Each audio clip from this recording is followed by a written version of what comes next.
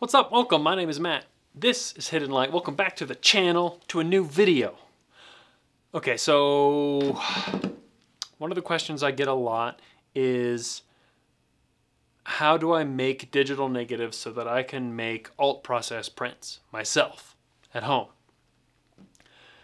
And the problem with that question is that there are a lot of different answers that are all the correct answer depending on really what you want out of it and I guess your style of printmaking and like how precise you need to be and stuff. There are three main reasons, three main ways to do this. We'll start at the inexpensive level. For all of this, every way to make a digital negative, you're going to need an inkjet printer. You can theoretically do this with a laser jet. I've found the quality of toner-based printers like that to be sort of awful. I know that there are good ones out there, but I've yet to use one. So we're going to stick with inkjet printers. The least expensive, easiest way is to take whatever inkjet printer you happen to have, invert your black and white image in Photoshop or Lightroom or whatever material, not material, what's the word I'm looking for? Software of your choice. So invert that image and just press print. And you will get a negative, right? You can put it on just honest to goodness, regular paper. The beginning of the negative positive process was all paper negative. So you can be OG, I guess, and just print it on regular printer paper and you will get a negative. The problem with this is that it's not very consistent. Image to image, a lot of things will change, and it's really hard to get your contrast range right. If you happen to get lucky, you can just invert your image, press print, and your contrast range of your image will match the contrast range of the print you're trying to make with whatever process it is. Say you're going to use Platinum, because that's what I spend a lot of time in. If you're lucky, it'll work. Or it'll be really close, and you'll just have to make a couple of tweaks. That would be the least expensive way. It's the easiest. You don't have to do any calibration, any suffering. On the negative side, the problem with this is it's going to take you a couple of tries to get a good print, which means you're going to throw more chemistry, time, suffering at the actual print side of this. So people who tend towards the invert the image and make a negative are the same people that may have to spend more time doing test strips, step wedges, etc. of any given print before they know what their exposure for that print will be. Right? These are also the same people that will tend to make their prints in the sun for UV processes because the sun's pretty much always there and you don't have to worry about it. And if you're going to do that, you're going to be suffering through this process anyway, right? A 5-minute exposure in the sun is not always a 5-minute exposure in the sun. So during different times of the year, during different weather events, your exposure will change. So if you're going to be doing that, be prepared to make multiple copies of any print to get one good print. With Platinum, that chemistry is expensive. And, you know, if you're going to spend $10 or $15 per print attempting to make a print, I typically prefer not to go that route. Sometimes it works. That's the cheap way, right? You spend less money on the printer, the negative, no calibration, no fancy inks, but you spend more money on test prints when you're actually making prints.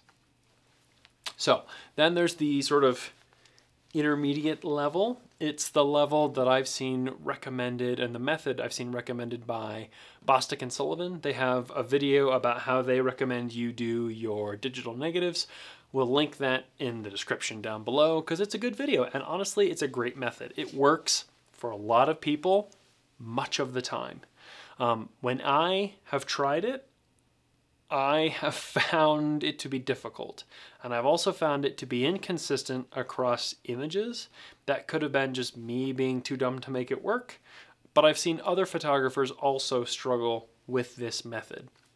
It is, I think, like pseudo printer specific. I think they typically recommend having Epson printers. Epson brand printers are, even especially the old ones, they have some settings that you can screw around with that make things really perfect for this method. It's more consistent than just yeeting your negative out of a printer, and less consistent than the more difficult, more expensive ways of doing this. I found in my limited experience with this that you can make an image and you end up doing like small curves adjustments in Photoshop to the positive image, then combining everything.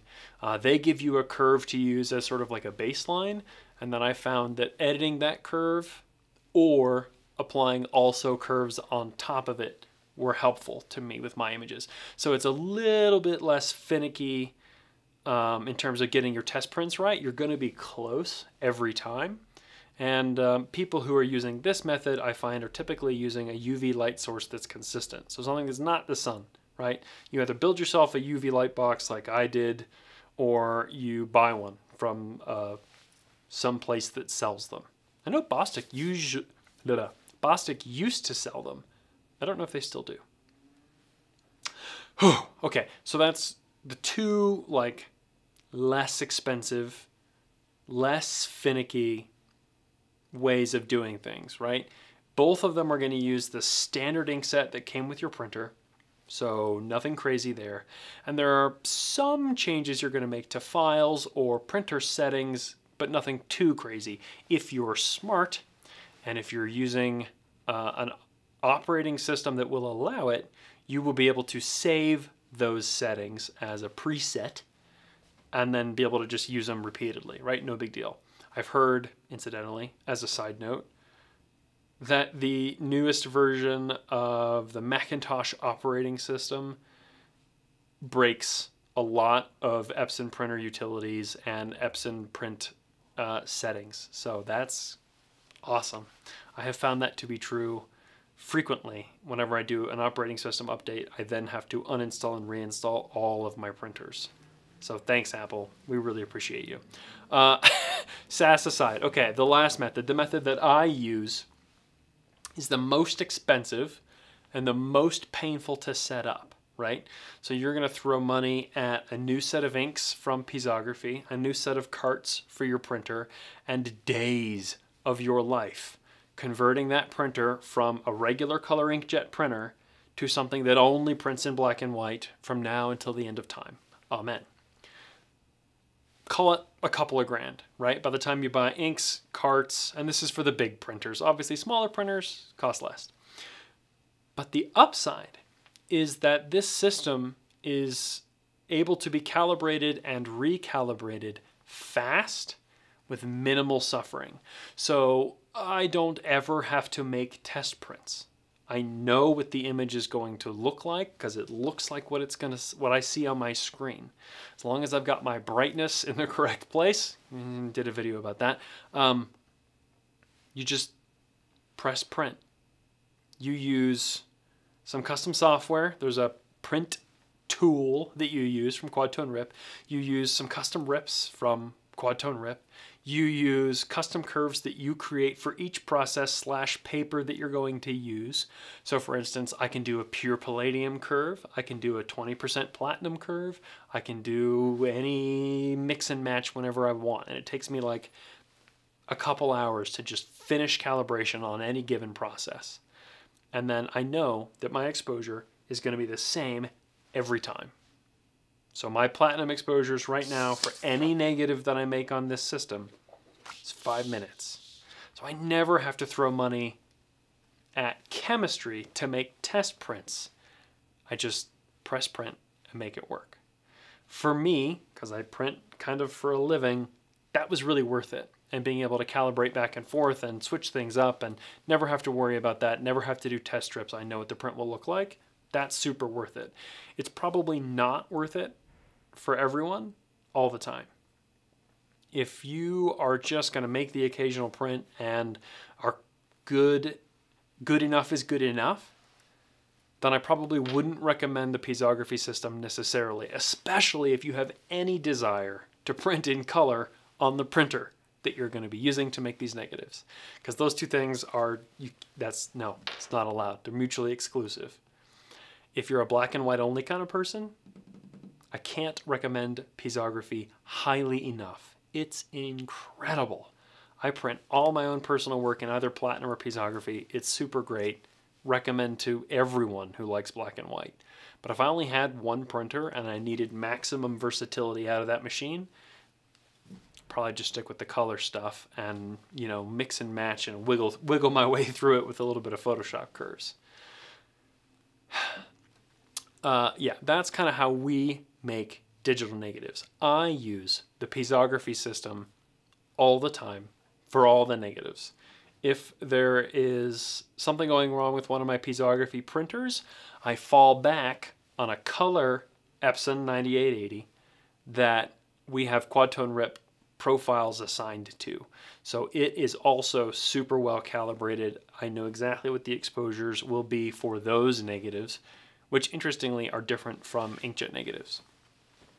What I think I'm going to try and do right now is do a comparison between option 1 and option 3. Option 3 I already have. Any Piezography negative that I've made is the same. They're all gorgeous and flawless. Option 1 is the literally just yeet your inverted image through the printer and pray, which I actually have never done myself. I have recommended it to people in the past, and I've heard varying levels of success, even for Platinum. So I want to go try it. I think that would be interesting. So we will leave this studio and see if we can make one of these and see how terrible it looks. And we'll do 2 prints side by side at the same time, or close to the same time, because my exposures are definitely going to be different. Something fun, something different. Let's go try it and see how this works. Ready to go.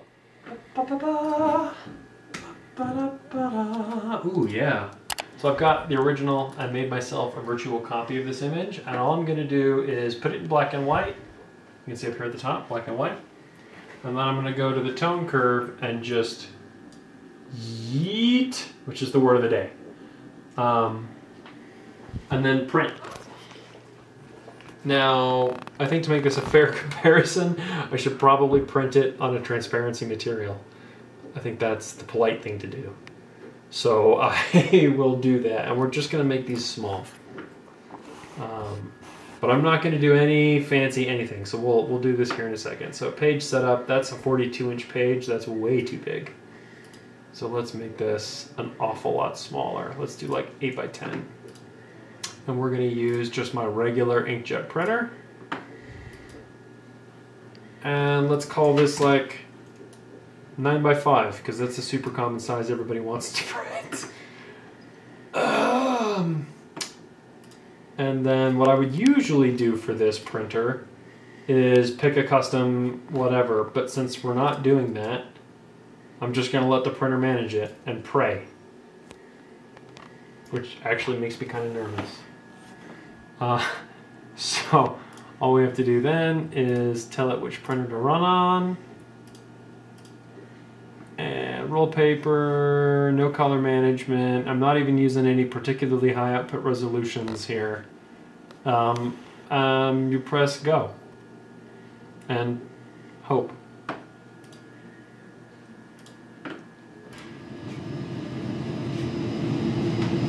Now we wait, and then we'll do the same thing again in print tool. Okay, so we'll do this. So here's print tool. And we're going to choose the Piezo Digital Negative Pro. Mordor is the name of the server that these printers are all attached to. And the cool thing about the Piezo PDN, the Piezography Digital Negative System, is that it will automatically on its own invert the image. So I will feed this in positive, and it will output a perfectly calibrated negative for a 5-minute exposure. So all I have to do is take this image here and export it as a TIFF. And I'm just going to dump it on my desktop. And then we'll go into print tool and add it. What are we saying, 9 inches?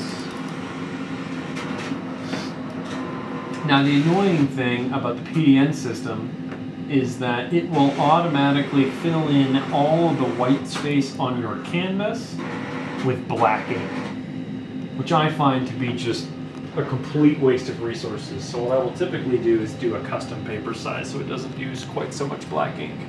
So we're going to call this 7 by 10 or 10 by 7.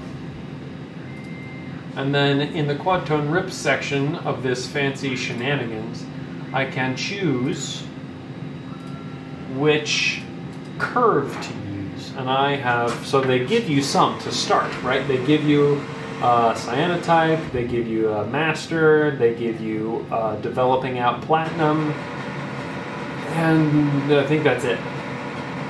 And then so that what I did is I went through and made new versions of these curves for my specific system in my building, at my temperature, at my humidity, which took a long time. Somewhere near August of 2021 was the last time I calibrated. So I'm going to choose that one. And 8-bit's fine because this is just a shitty little JPEG. Roll feed. And we're going to let this one, we'll limit to the same resolution. Right? Let's make this a fair fight. As fair of a fight as we can. And then when I'm ready to run this print, we'll just run it. But I have to take the transparency material from the other printer first, because I think I only have one roll of that. Turn off our bold warm up here, and we'll switch papers.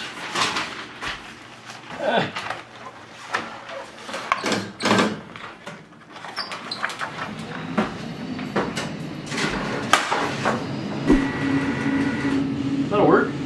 It's drastic overkill, but it'll be fine. And it's already humidified. To give ourselves the best chance possible, because I think one of these is going to be high contrast, I'm going to do pure palladium, which I actually have pre-mixed. So we'll just do 20 drops of each of these. This is what happens when the printer shits the bed and gives you the wrong sized everything. Why did that happen?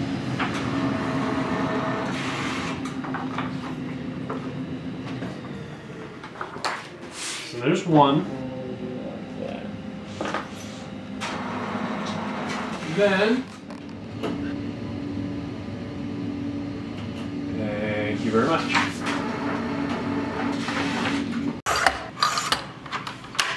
Good enough. We're going to go to the next one. I mean, I have to basically, well, I don't have to print for the shadows here, but I'd like to, because the tree's having some details important. So I'll just print for this like 3 minutes, 2.5 minutes, 2.5 minutes, and then this one will be 5. 2.5 minutes, just as a guess. 5 minutes. So we'll do the 2.5 minutes first. Ugh. Put this one, emulsion down. That's a good spot. That's a great spot. Go. Ooh. 3, 2.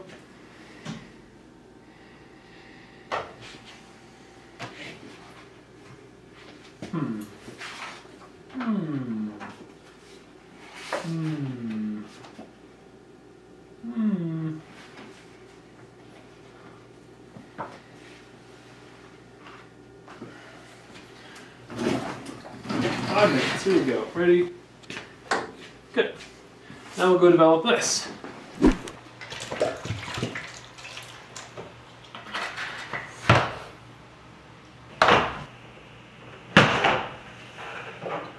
Chuck that in the clearing bath. We still have 3 minutes to spare here. Where it's big enough.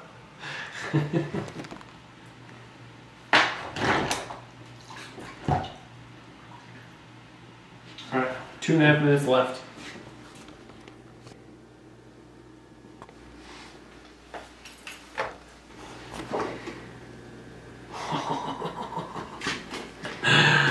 Oh man.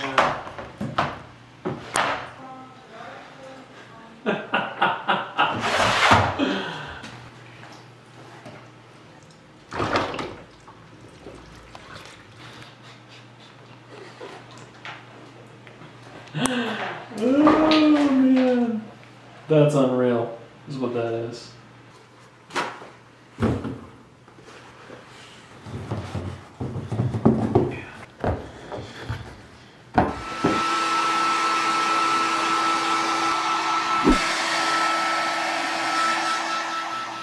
The real print that I actually want is like right between the two of them. But it's closer to this than to this, which is not what I thought was going to happen.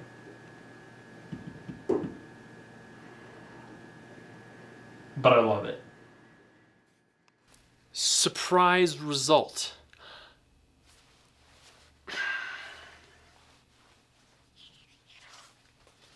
Here's one.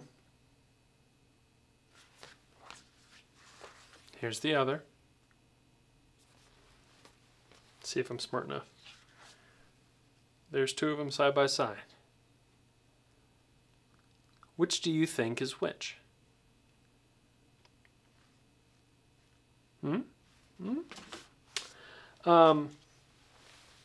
This kind of blows my mind because the way that I see the file on that screen looks a lot closer to this than it does to this. And this is the inkjet negative that I just tone flipped in Lightroom and pressed print. That's not the result that I was expecting, given how much money and time and suffering I've thrown at this. Now, what could I have done wrong to achieve this result? I could have fogged this. My coat could be insufficient. Or my profile could be hopelessly out of date. But like most of the images I print look good, and this does not, and this does. So, if you are an inkjet kind of person, I am now forced to completely revise my statement. Even these ludicrous highlight areas are well down from paper white. The blacks look as black as they're gonna look on this coat with this little chemistry. You know, like sure, there's a couple areas where we lose a little bit of detail, but this contrast looks way better than this contrast. Not what I thought was gonna happen. I'm gonna revisit this later, but as a surprise result, who cares about fancy digital negatives? Just invert the image and press print on your printer and see what happens. The trick will be figuring out a good exposure. Like if I force this one just a skosh darker, I could probably get a little bit more in the mountain and in the sky. I don't know.